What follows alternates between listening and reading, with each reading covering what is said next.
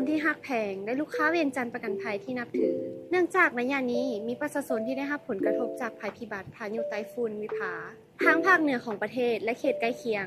มีฝนตกลมแรงอย่างต่อเนื่องบางพื้นที่อาจจะประสบกับภัยพิบัติเช่นน้ำท่วมดินต้มดินเจือน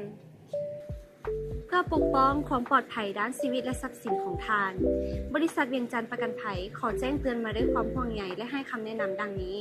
ต้องเอาใจใส่ต่อข้อมูลการเตือนภัยจากรัฐบาลและกรมอุตุนิยมประชาชนที่ดำรงชีวิตอยู่เขตภูดอยเขตแม่น้ำและเขตต่ำควรอพยพขึ้นที่สูงควรกะเกียมการอพยพล่วงหน้าในเวลาที่เดินทางออกไปข้างนอกท่านควรหลีกเว้นเขตที่มีความเสี่ยงเพื่อความปลอดภัยกวาดเบิ่งโครงสร้างของอาคารบ้านเรือนกวาดระบบระบายน้ำกวาดสภาพทางสัญจร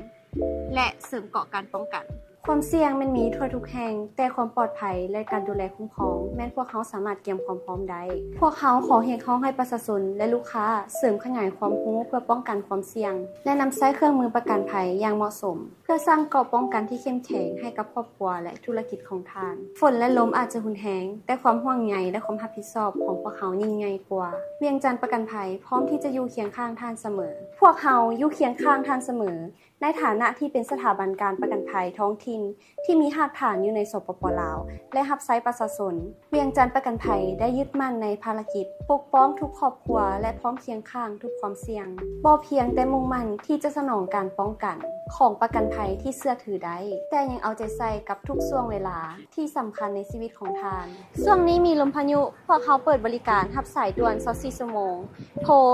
1688เพื่อตอบสนองความต้องการของท่านได้ทันท่วงทีผสมผสานการประกันภัยเข้าในชีวิต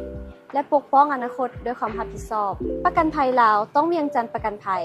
เวียงจันทร์ประกันภัยคุ้มครองทุกท่าน